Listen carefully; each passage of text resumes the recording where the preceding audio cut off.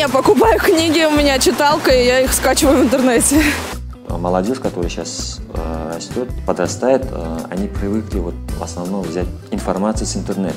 Они уже чуть дальше отошли, чем старшее поколение, вот именно от книги. Еще одна причина, почему мы начали этот проект. Здесь находятся книги около 1000 наименований, а общая численность где-то порядка 2000–2500.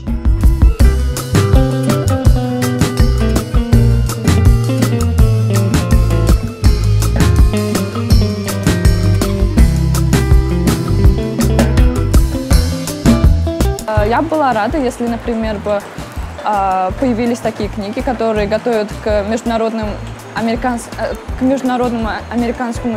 экзамену по SAT, например. Я ее никак не могу найти нигде в магазинах. Того же Достоевского я бы взяла в каком-то новом красивом переплете.